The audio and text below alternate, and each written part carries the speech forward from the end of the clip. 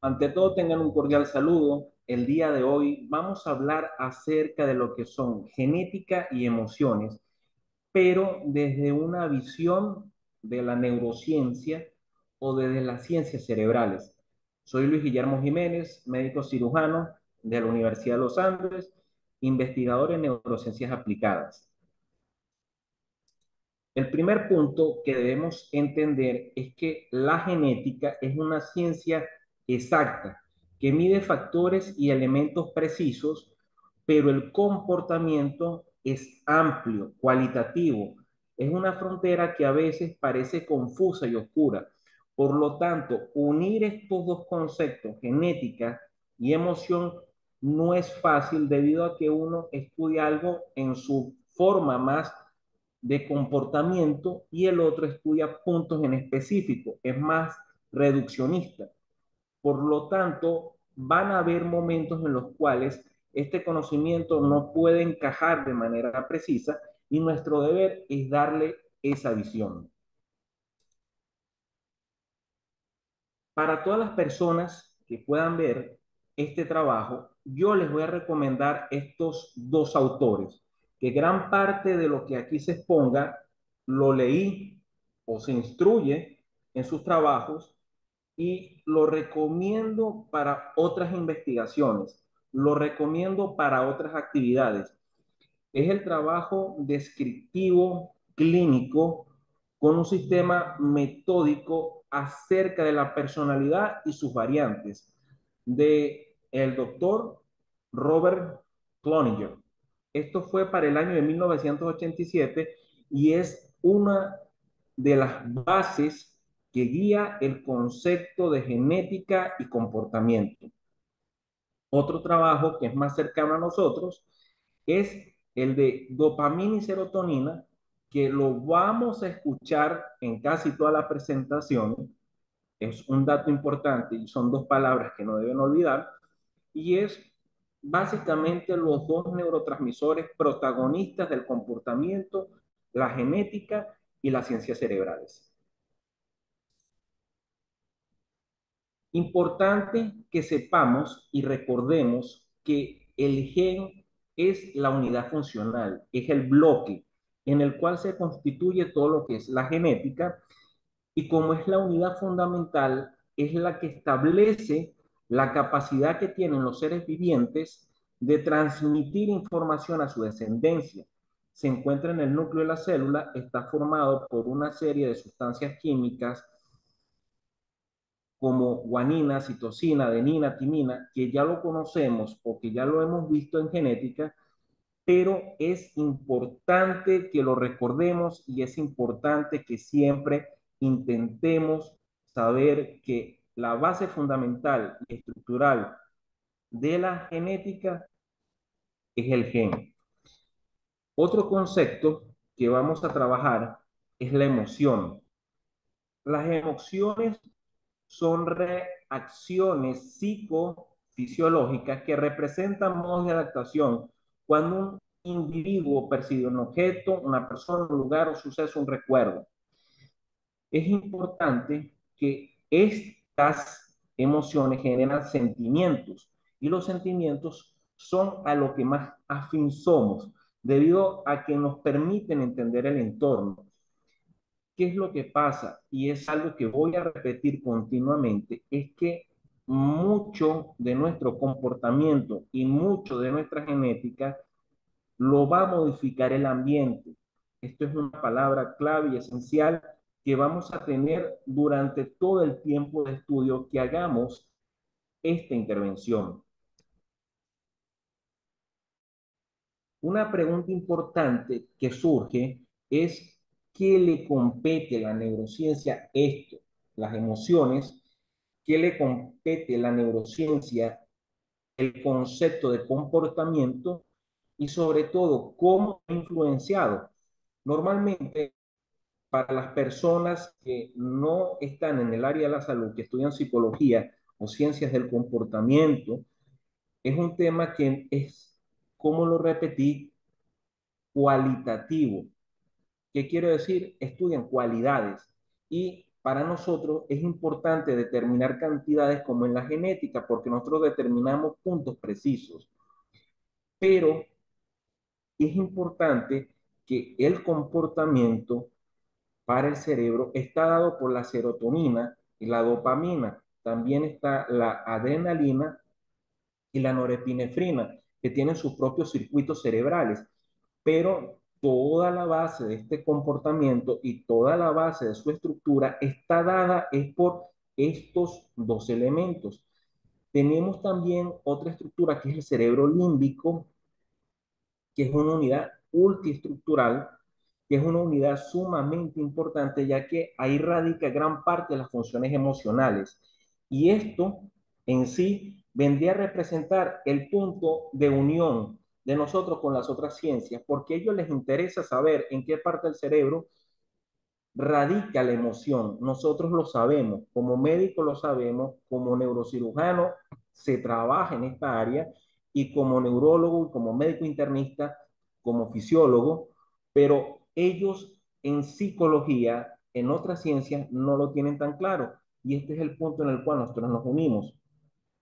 Es importante destacar que neurociencias es una actividad combinada. Habemos de muchas áreas, conocemos de muchas áreas y ese es un esfuerzo mancomunado por tratar de entender qué es el cerebro y su comportamiento. Les recuerdo que el cerebro es una estructura que es amplia, que una sola área del cerebro no está aislada y que es importante que recordemos siempre en el futuro que cuando veamos el cerebro, esta imagen sería la más destacable, porque el cerebro es una estructura arborescente, parece un árbol, con múltiples ramas, pero esas ramas se entrecruzan. Eso significa que muchas veces, cuando tocamos un área cerebral, podemos incidir en casi toda la función. ¿Cómo se traduce esto? Si usted tiene un traumatismo craneoencefálico en un área o tiene una ACV, también no simplemente está tocada el área motora, el área sensitiva, puede estar tocada el área del recuerdo, el área de las emociones, el área de la construcción y del comportamiento, el área de la agresividad, el área de la negatividad, por decir algo, o controles de esa área. Entonces, recordemos que el cerebro es una estructura que se entrelaza entre el mismo cerebro y entre los hemisferios.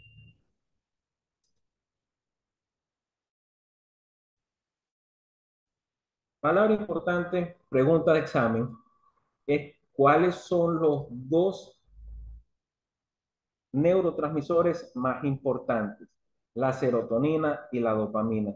Cualquier estudio progresivo, prospectivo, cualquier estudio comparativo que tengamos el comportamiento, lo debemos hacer en base a estos dos elementos. En genética, les quiero recordar que gran parte de los trastornos psiquiátricos o gran parte de los trastornos del comportamiento se miden por la inhabilidad que puede tener un ser humano, un ente viviente, en producir los receptores adecuados de serotonina, de recaptación de este neurotransmisor y que si hay algún defecto en la recaptación de este neurotransmisor, vamos a tener defecto en el comportamiento.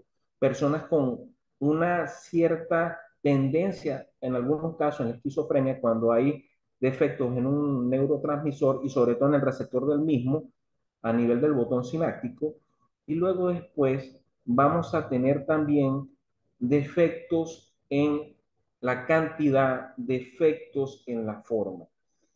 Esto lo estudia genética en la parte ultraestructural, pero también vamos a tener defectos con la dopamina, con la producción de dopamina y con la producción y captación de este neurotransmisor y van a producir defectos en el comportamiento, el exceso de dopamina o la adicción o, válgase la salvedad, la necesidad de grandes cantidades de dopamina van a introducir a cambios fundamental de neurofarmacología y de psiquiatría y de fisiología cerebral.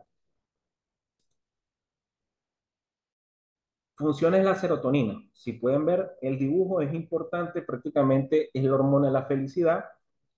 El apetito, mediar la saciedad, junto con eso, el deseo sexual interviene en el control de la temperatura corporal y junto con eso, él también juega en actividades cognitivas.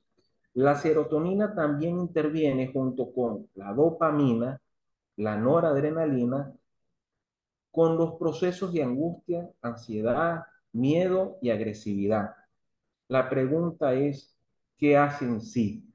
Si una persona tiene altos niveles de serotonina circulante y recaptada, la persona va a tener actividad o va a tener un estado de humor estable, va a tener un estado de humor competente, alegre, funcional, pero su defecto o su deficiencia en la recaptación puede producir estados de depresión, estados de inhabilidad emocional también y puede también causar trastornos esquizofrénicos, que ha sido uno de los factores que se ha venido estudiando. Puede rebatirse esta teoría totalmente, pero siempre va a ser una de las que más llaman la atención o de las que fundamentan. Generalmente se le dice la hormona de la felicidad, mal dicho la palabra hormona, el neurotransmisor de la felicidad, debido a que los procesos de satisfacción, los procesos de alegría, los procesos de mayor afinidad por la vida están centrados en este neurotransmisor. Por eso tiene ese equivalente o ese nombre. Importante es recordar la vía de la serotonina y los sitios en los cuales va a intervenir. Es importante que dentro de esa gama vamos a tener sitios como la amígdala, sitios como el hipotálamo, sitios también como el núcleo del RAFE, vamos a tener los ganglios basales. Todo esto basado en el cerebro mamífero y también con las estructuras superiores. ¿Qué quiere decir esto? Si recordamos, amígdala, hipotálamo, ganglios basales, ellos conforman parte de la estructura de lo que es el cerebro mamífero, el cerebro límbico. Entonces, ¿qué estructura pudiésemos relacionar con la serotonina? Es una pregunta importante. El cerebro mamífero. Si ustedes, yo le pregunto el tálamo, el hipotálamo, ganglios basales, va a tener relación con ellos totalmente, porque parte de su actividad o parte de esos ejes o parte de esas vías van a conseguirse aquí. Luego después vamos a tener a otro elemento que es la dopamina y la dopamina es el quiero decir que quiero comentar la dopamina en el cerebro variadas, cognición, junto con eso pensamiento, junto con eso va a tener actividades en la motivación, los estados de recompensa. Pregunta importante, ¿la dopamina siempre es la hormona de la recompensa? Sí, y de hecho la imagen que está ahí habla acerca de cómo nos enamoramos, cómo disfrutamos, es porque nos hacemos afín o adictos a esta hormona. Y repito, y me corrijo yo mismo, este neurotransmisor. Cuando decimos que nos podemos hacer adictos, que gran parte de los estudios que han prevalecido es que la dopamina es un neurotransmisor el cual tiene gran importancia en los estados de recompensa. Pregunta casi obligada de examen, ¿a qué actividad o a qué función cerebral está afín la dopamina? A las actividades de recompensa y sobre todo cognición, también la actividad motora. Es importante esta señora, ya que hay una serie de patologías funcionales, las cuales se caracterizan por la falta de la misma.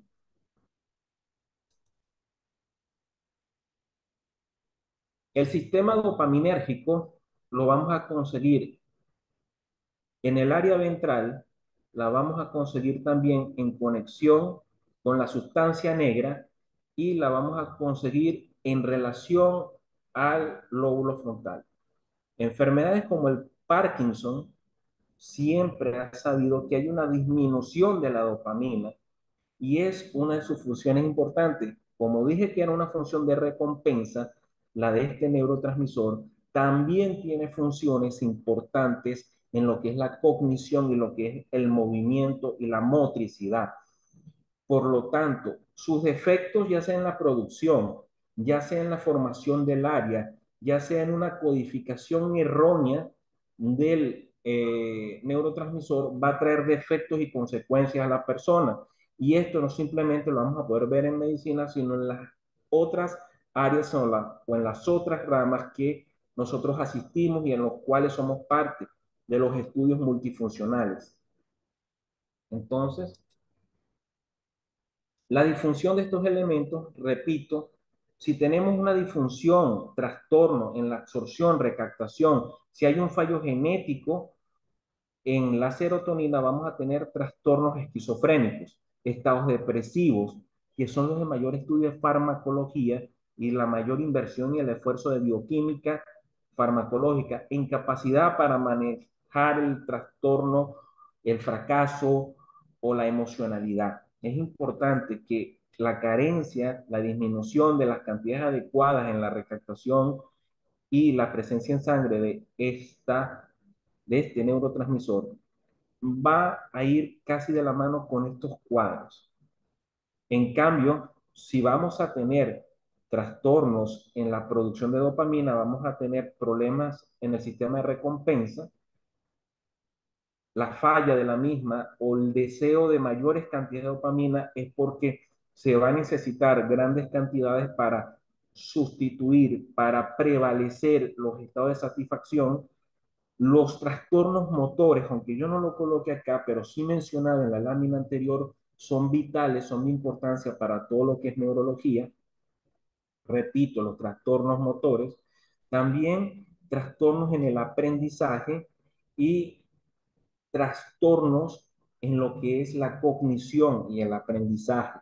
Si esta hormona está carente, si hay algo que interrumpa este proceso normal, vamos a tener defectos en la capacidad de aprender, de absorber información, de ejecutarla y sobre todo de la satisfacción que produce el hecho de aprender y ejecutar un nuevo talento.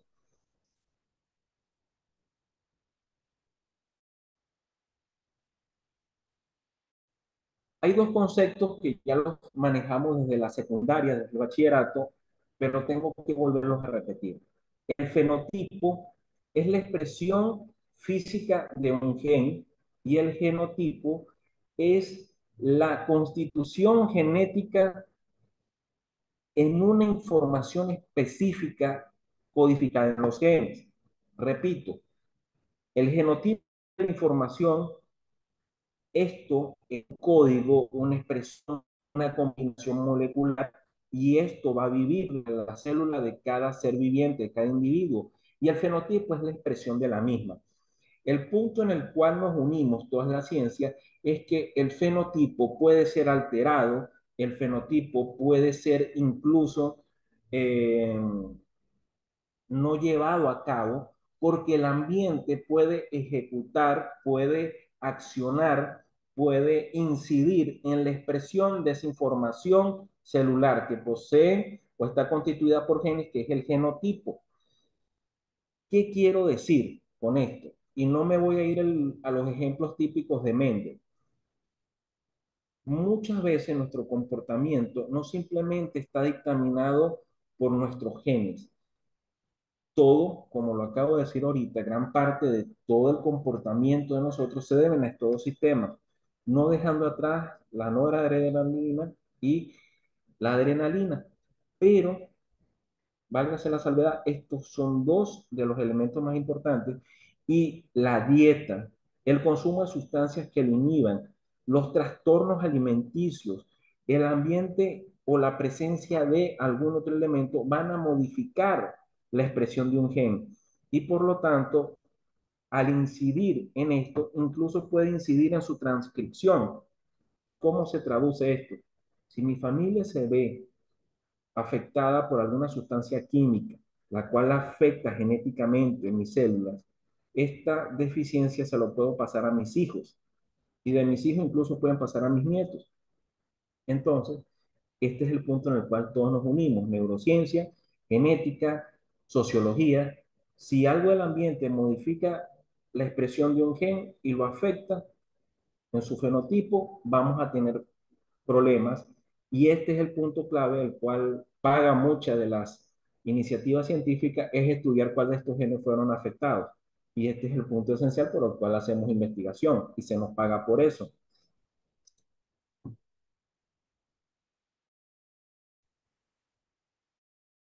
Esta palabra va a ser determinante para todos los que de alguna u otra manera estudian este tema, epigenética. La epigenética es el estudio de los cambios que activan o inactivan los genes sin cambiar la secuencia de ADN a causa de la edad, a causa o la exposición de factores ambientales. Estos cambios pueden modificar y contribuir al riesgo de enfermedades. Esta es la pregunta de examen más importante. ¿Qué puede hacer la epigenética? Puede hacer cambios, los cuales imposibilitan los genes, que se expresen esos genes. ¿Cuál es la expresión de los genes ante el ambiente? El fenotipo. ¿Y dónde queda esa información? En el ADN.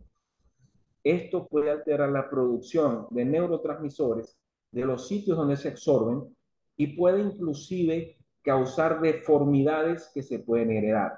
Entonces, para ir concluyendo, importante es saber que genética y neurociencia miden factores cuantitativos, psicología y otros estudios como la antropología miden factores que son muchas veces cualitativos. La neurociencia sirve para comunión de los dos. Los dos puntos químicos cerebrales más importantes, serotonina y dopamina. Una es la hormona de la felicidad, otra es la hormona del movimiento y la recompensa y la adicción. Importante saber cómo se expresa un gen y los factores que pueden alterar la expresión de un gen es la epigenética. Esto es la clave esencial por el cual se da este módulo que espero haya sido útil y por favor no tengan ningún temor en preguntarnos o hacernos llegar sus comentarios. Todas las conclusiones que he dicho hasta ahora están aquí y como la oveja Dolly seguimos atentos a los avances de la genética y seguimos atentos a la reproducción, seguimos atentos a todo aquello que nos brinde la mayor cantidad de información para nuestro conocimiento. Muchísimas gracias por su exposición, muchísimas gracias por su tiempo y cuando dije exposición es correcto porque ustedes van a exponer este conocimiento. Éxitos y ha sido un placer.